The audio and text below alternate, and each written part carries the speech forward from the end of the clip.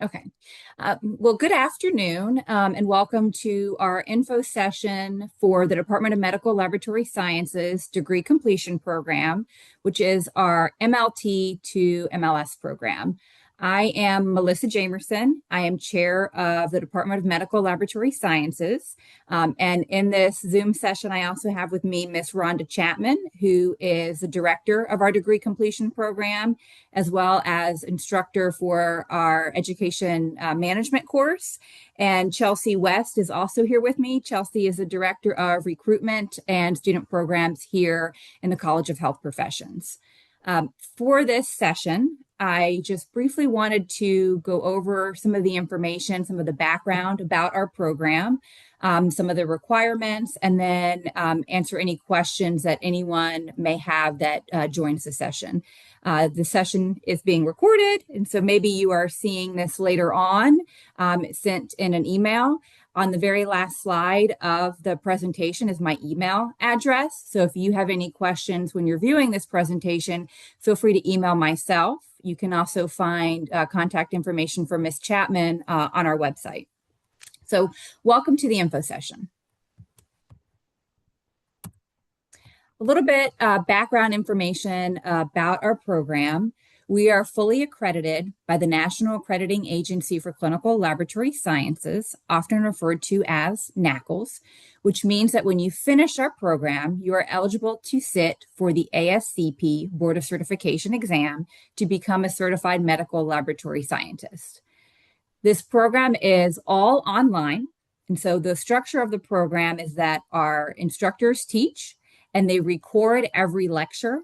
And these lecture recordings are made available to you if you're enrolled in the program through Canvas. So it is a 100% online program, asynchronous, meaning that, again, these are recorded lectures that then get posted for you.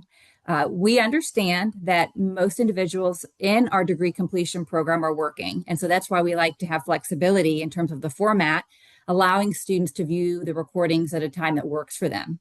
If you are someone who likes to join lectures live and you're available during the day, we also provide Zoom links for all of the courses that we offer. So you could join online synchronous if you chose to, but again, everything is made available to you fully online asynchronously through recordings that get posted in Canvas. There is no lab or clinical requirement for our program for those who have completed their MLT program within the last 5 years of joining us. This means that you get proficiency credit for all of our laboratory sessions. If you are someone, and I know from looking at the registration that some of you guys are outside of that 5-year window. So if you are somebody that's outside of the 5-year window for applying and applying to us after finishing the MLT program, what we do is we look at your work history and we look at the laboratory sessions that you could be exempt from based on your work history. So if you're a generalist working in all of the different areas, most likely you can be exempt from the laboratory sessions and get proficiency credit.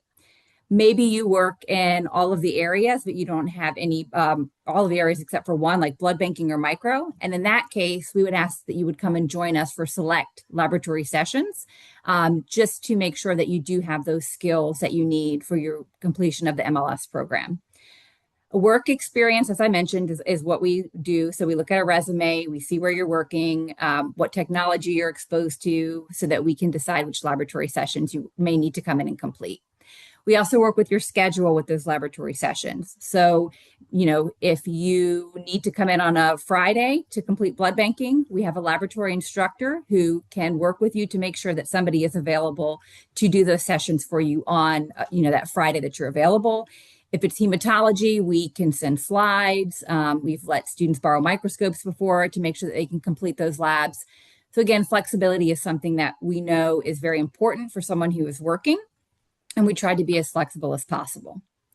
Our program has over a 90% retention rate. So students who start our program are very successful in completing the program. We have, excellent faculty who help students when needed so that we can make sure that we retain the students.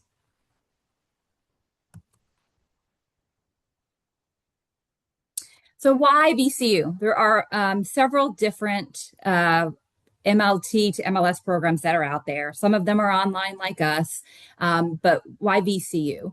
There's a few different reasons. I've already mentioned, our flexibility several times. The faculty are very invested in the students that we have in our program, and we'll go above and beyond to make sure that we can do everything we can so that students can be successful.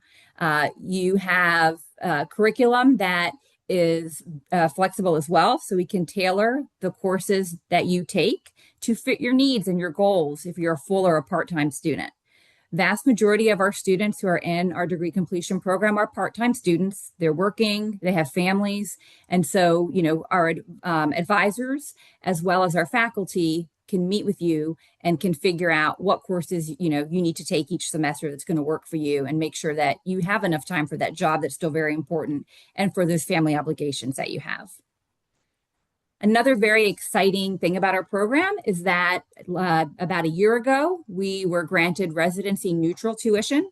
So if you are a student who is out of state, and I know I'm going to be sending this to a few students that are in North Carolina, if you're an out-of-state student, you can get in-state Virginia tuition rate, which will save you thousands of dollars.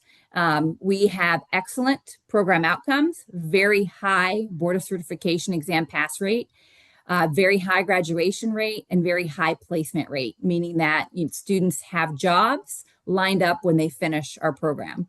All things that are very important. If you're doing this program, you're doing it because you want to be a medical laboratory scientist. So passing that Board of Certification exam is extremely important, and we have the resources that can help you do that. Getting that position that you want, again, we have resources available to help you get that job that you want. So a little bit about the program structure. Our junior courses are listed here, so fall and spring semester. One really important thing about our program that I haven't mentioned yet is the fact that you can actually challenge out of courses. So if you have finished your MLT program and maybe you're working in hematology and you feel that you have good knowledge in hematology, you can say, I want to challenge the 301 hematology course, which would mean that you take the final exam for the course. If you get a 70, and Ms. Chapman, please correct me if I'm wrong, the passing score, is it a 70? Yes, ma'am. Okay. If you get a 70 or higher, you have successfully challenged out of that course and you can get credit for that course. So your clinical rotations, which you don't have to take if you're within the 5 years, challenging out of courses, and I'll talk in a minute about the clinical qualifying exam, are all ways that you can get proficiency credits. So these are credits that you're getting on your transcript and you're not paying for them. So saving you money. So hematology, urinalysis and body fluids, the intro to pathogenic micro. This is our, not virology, our parasitology micro course. Clinical immunology and then clinical chemistry and instrumentation are offered every fall semester. Again, you can challenge out of up to 6 credits of these courses. Then the spring, we have abnormal hematology. Abnormal hematology is the only course that we offer that has a lab that you're not automatically exempt from if you have graduated within the last 5 years. So abnormal hematology, even if, say, you finished your MLT program 2 years ago, you would have to say, I want to challenge that laboratory session. We would send you slides and a Kodachrome. And if you get a 70 or higher on each one of those, you could successfully challenge out of the abnormal hematology lab. That's the only one that you're not automatically exempt from, or that you don't automatically receive proficiency credits from if you've graduated within the past 5 years. Abnormal hematology, the clinical rotations can be different from site to site. And so we do require that students either take that lab or that they challenge out of it. Now, if you take it, it does not mean that you need to come in for our laboratory sessions. We actually use an online platform for differentials. So you would be sent the information for that, and you could complete those laboratory sessions out at home or, at work if needed, but you would not need to come in to VCU to complete the laboratory sessions. 306 is our blood banking course. 308, now we get into all of the bacteria, and 312 is clinical chemistry and instrumentation. Once you have completed all of those junior courses or challenged out of some of them, you are now eligible to sit for our clinical qualifying exam. Our clinical qualifying exam is an exam that our in-person students take between their junior and senior year, and it allows us to make sure they're ready for their clinicals. For our MLTs, it allows us to give them credit for the clinical rotations. So what it is an exam. It's online on Canvas, and it is composed of sections that make up the information from each one of our junior courses. So there's a chemistry section, hematology, micro, immunology, blood banking, and urine and body fluids analysis. There's a section for each one of those. Students need to receive a 60% or higher in each one of those sections to successfully pass the clinical qualifying exam. So you take it on Canvas, you get a percent correct in each one of the sections. If it's 60% or higher, you have passed that section. Once our MLTs have passed all of the sections, you receive proficiency credit for all of the clinical practica that you see up here. So 337, 483, 485, and so on. You have 3 opportunities to pass those sections. So one section that students sometimes have a difficult time passing is clinical chemistry and instrumentation. If you sit for the exam the first time and you pass everything, and maybe you get a 50 in clinical chemistry and instrumentation, in a week or 2 weeks, you come back and you take a second version of that exam. If you get a 60% or higher that second time, you pass and you receive all the proficiency credits.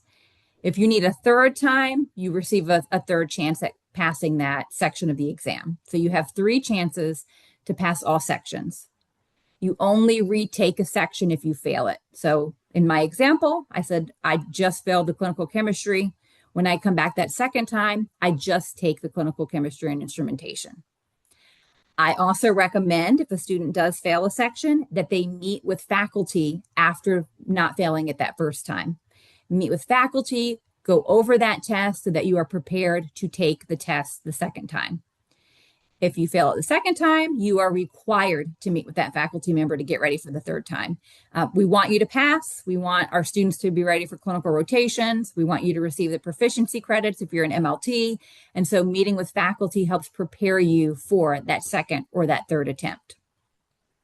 And one thing that I also wanted to mention, going back to the challenge exams, when you challenge a course, you do receive the syllabus and the objectives for the course before you take that final exam. So you are given information that helps outline the expectations of what you should know for that course so that you can study and get ready for that final exam. So it's not going in blind for any of the courses. You do receive the syllabus and the objectives before that challenge exam. For the clinical qualifying exam, either you have taken the course, so you have the syllabus and the objectives, or you've challenged it, so you have the syllabus and objectives to get you ready for that clinical qualifying exam. The next semester, the next fall semester, we offer 408. So that is our senior level micro. It's offered every fall semester. And we also offer either our senior clinical chemistry or our senior hematology. It rotates depending on the year. So for example, this past fall, we offered clinical chemistry. So this coming fall, we're going to offer hematology. You would be working with either Ms. Chapman, myself, or Lauren Maroose, who advises our MLTs, to figure out your schedule and figure out which course is going to be offered that fall semester. You can email any of us and we could let you know and help you figure out which courses you're going to take. In the fall semester, all of our senior courses are always offered. So our upper level blood banking, micro, hematology, biochemistry, principles of education management, and then our senior seminar course, which kind of gets you ready for that board of certification exam, are all offered every fall semester. Ms. Chapman, is there anything that you wanted to add about the courses or anything that I missed? Well, the senior courses, the 407, 8, 9, 10, 11, 12, those are every spring semester. But But no, I think you covered it all quite well. Okay. Thank you. Mhm. So a little bit about admissions into the program. This table is just showing you what the admission requirements are.